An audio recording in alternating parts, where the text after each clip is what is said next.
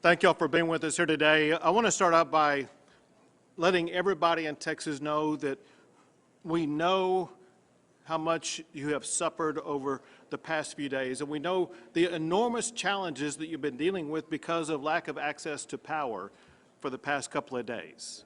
And it's exactly because of that that we've had everybody in every agency in the state of Texas who focuses on power working around the clock to make sure that they were going to provide to you the power that you need and the power that you deserve.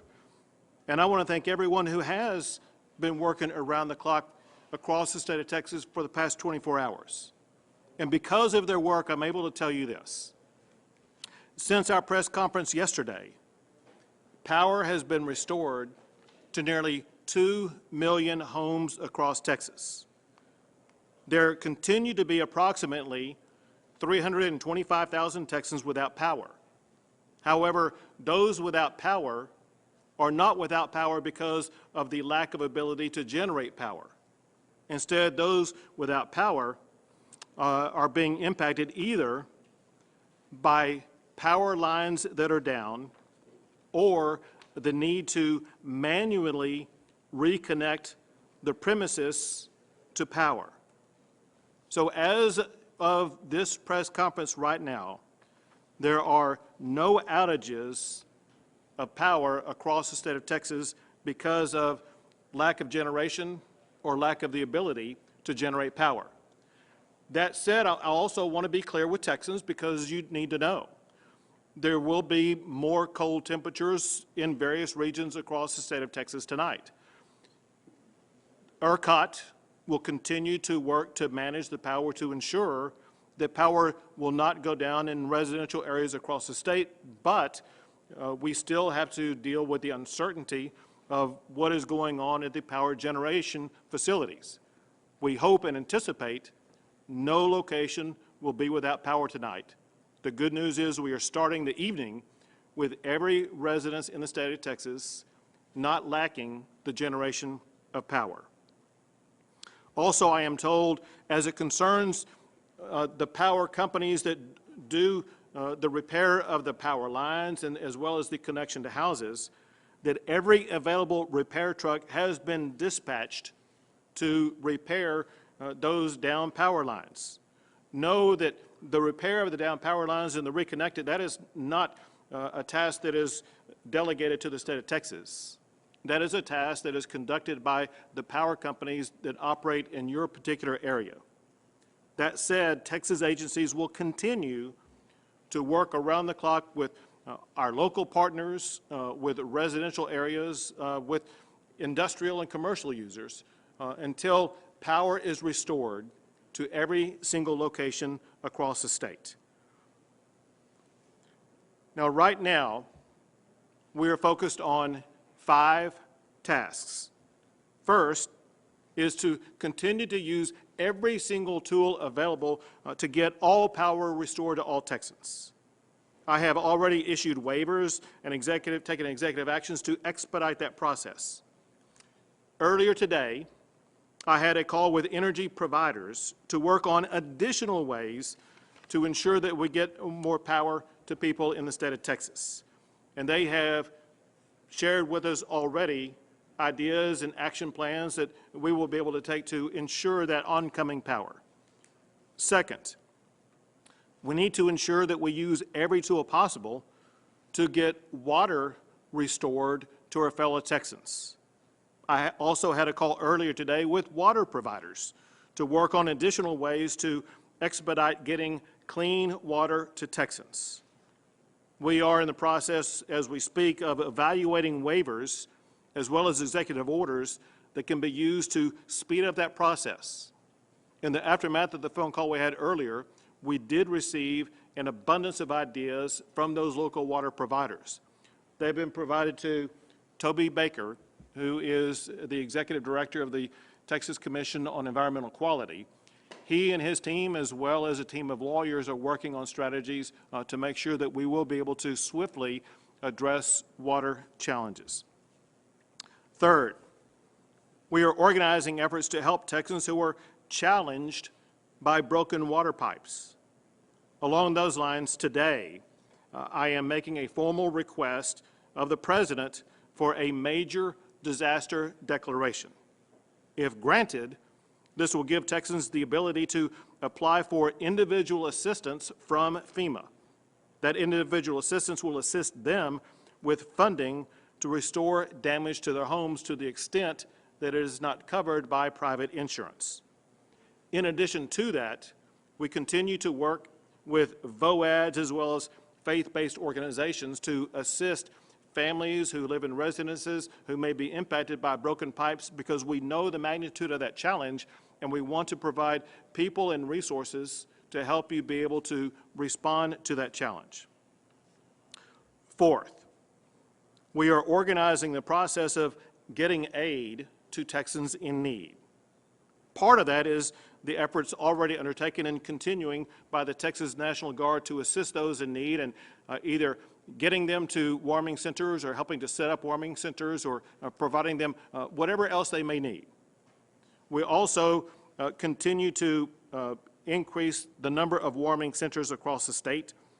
To find out where a warming center is located, go to www.tdem.texas.gov/WARM. I'll do that again. To find out a warming center near you, go to www.tdem.texas.gov/WARM. We've also had many generous Texans, as we always do, who inquire about how they can help. And I want to give them some specific ideas. One is to help in providing food to those who need the food.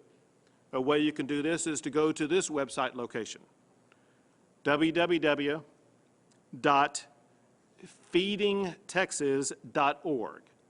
And I will spell that out. It's www.feedingtexas.org.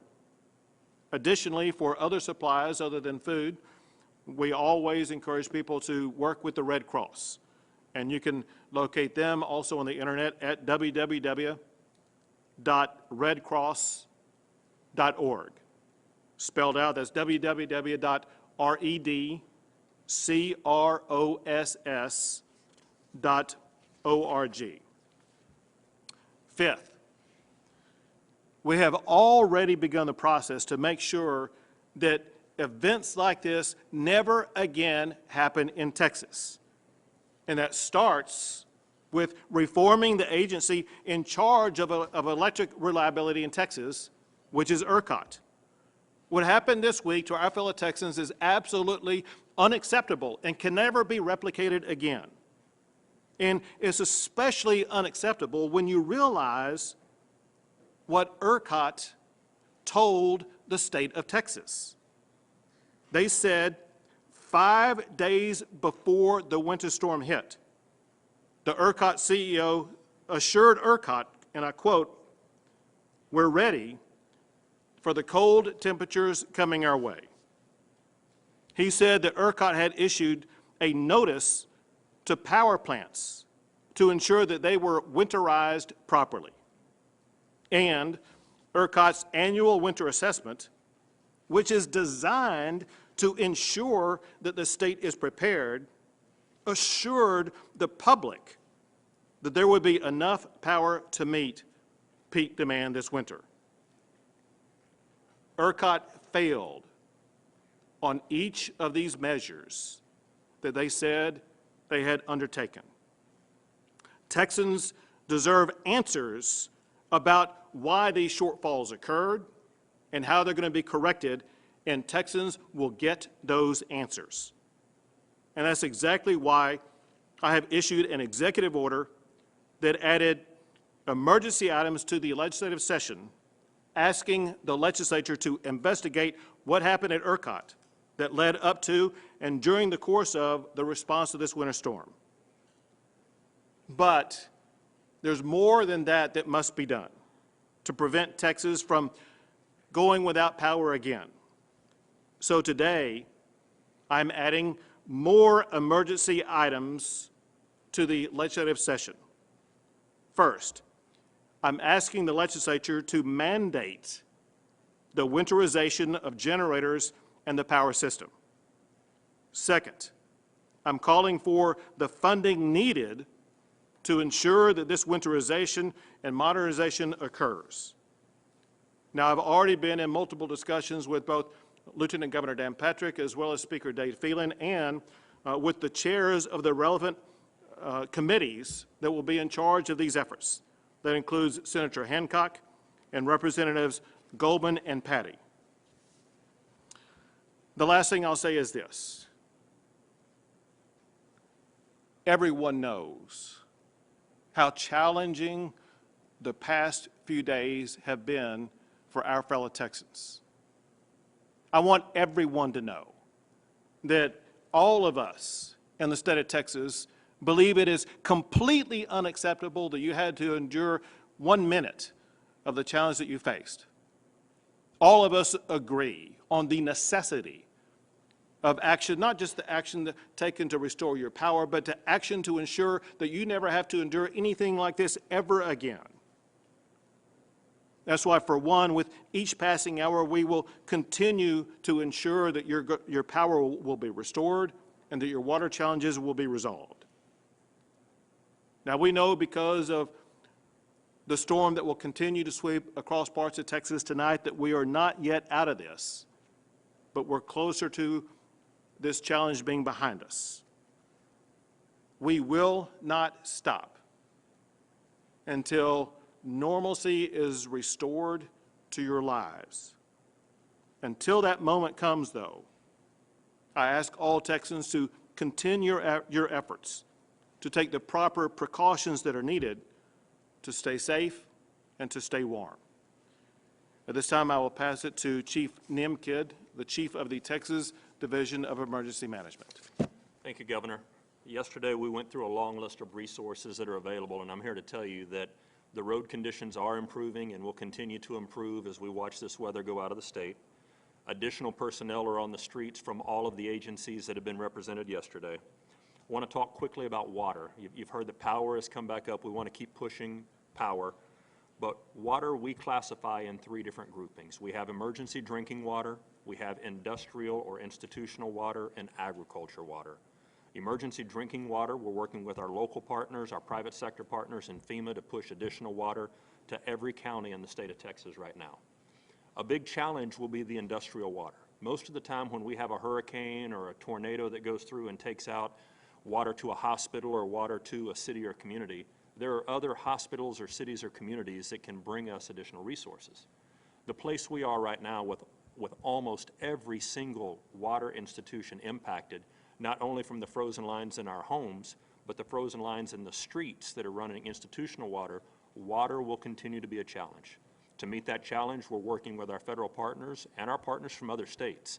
I've talked to people from California and Florida today, and a lot of the states in between, to offering assistance that will be coming this way. We need to continue to conserve water. We need to be careful with the use of water, and together we'll get through the water challenges. We are asking for additional generators. We have generators that are from our state agencies that are going out in the field, and we have generators from the federal generator package. We will continue to work that, but I need to tell you, putting a generator on a church or a nursing home or a hospital that doesn't already have one and is not built for one is not as simple as going to Lowe's or Home Depot and plugging in an extension cord and getting power. So we will continue to work with those facilities that did not prepare ahead of this storm to have the transfer switches installed, to have the right connections and the right cables in place. We will continue to work with them to bring those online. We're also bringing in meals ready to eat. So we will be distributing meals ready to eat with water in cooperation with our cities and counties across the state. We're up to over 331 warming centers. The map is behind me here on the screen.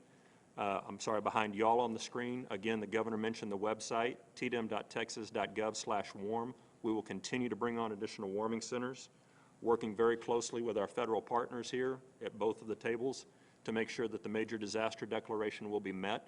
Remember, that is by law, fiscal thresholds that have to be met. There's a number of homes that have to demonstrate damage, It's been hard to demonstrate that damage. We can presume it at this point. We will continue to push that. We're in constant communication with our federal partners for the major disaster declaration. And I want to thank all of our VOADs, our volunteer organizations that are active in disaster, whose homes and businesses have also been impacted by this, but are still out serving fellow Texans. If you get a chance and have the ability to volunteer, please work with one of our existing structures to volunteer. Thank you, Governor. Thank you, Chief. And now the state official who is in charge of response to water-based issues, Toby Baker, the Executive Director for the Texas Commission on Environmental Quality. Thank you, Governor. A quick update.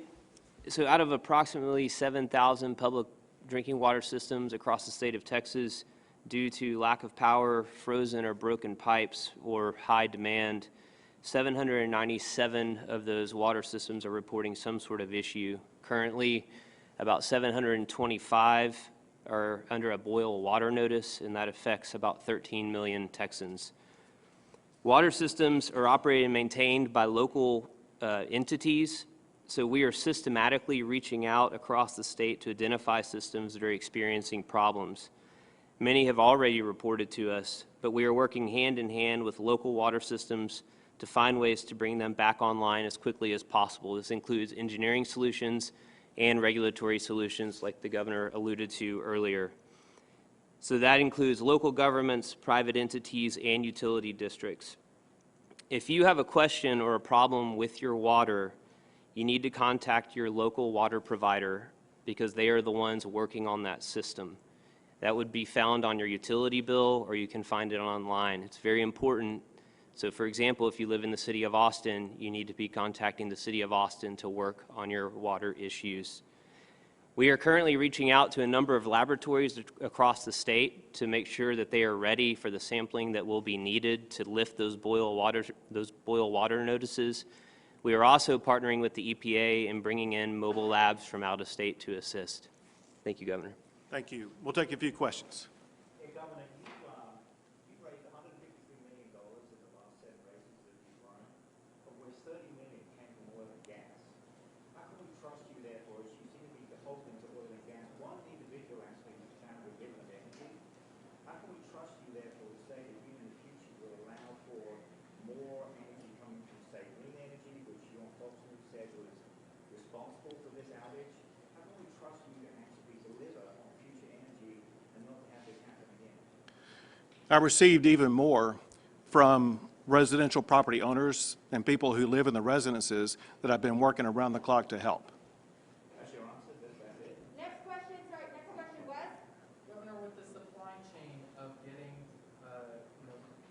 food and other items to places, some of the big stores, there have been lines for out the door, and now that people are getting some of their power back, we'll be looking to restock those refrigerators that have undoubtedly gone bad. What does the process look like to ensure that that supply chain gets reestablished? So I'll answer this in part, and then I'll have Chief Kidd answer in part. So the question is about all the people who are either in line to get food or need to access food. And there are multiple answers to this. We know from our conversations with private food providers, such as grocery stores, for example, that their stocks were running down, and we know about what they're working on as we speak to replenish those stocks. One thing that will aid in replenishing those stocks is the fact that the roads are more passable. And we know that over the next 24 hours, that grocery stores as well as restaurants, we saw a lot of people lined up for fast food restaurants, for example. They will have more food available to them. Second, there are others who need access to food. And we are working with local as well as some state-based agencies to make sure that we will be providing that food. That goes also hand in hand with my reference to that organization that some Texans want to help out with, and that is people can support this effort by going to www.feedingtexas.org. Let me have Chief Kidd add additional information. Yep, and Wes, thank you for that question. I think it is important that we share the information. Myself, my team, the governor's office and his team have been on the phone most of the morning with grocery providers across the state talking to them. Let's talk about things we can't control, the weather. Talk about things we can control, our communication and how we communicate with our partners. That's why it's important that we know their distribution points. We're working with TxDOT behind us in order to get those roads cleared. We're working with the utility providers in order to get their stores back up. We want residences first and then quickly come into the industrial so that we can provide those services. We've also talked to FEMA about additional meals ready to eat, that temporary gap if we have to, and had conversations with many of our major food banks across the state today, either by text or cell phone, about the resources that they need. And we will continue to provide additional updates on information, but more importantly, we're going to keep pushing food into this state. I ask, though, that we not hoard food. This is going to get to the point where you take what we need and we will work through this together. Yesterday you mentioned that there's millions of Texans that are under a boil water advisory. If these Texans were to drink that water, what are the repercussions of that? And then you mentioned that there was only 24 hours yesterday that you had to do the bacterial testing. Could that be any longer?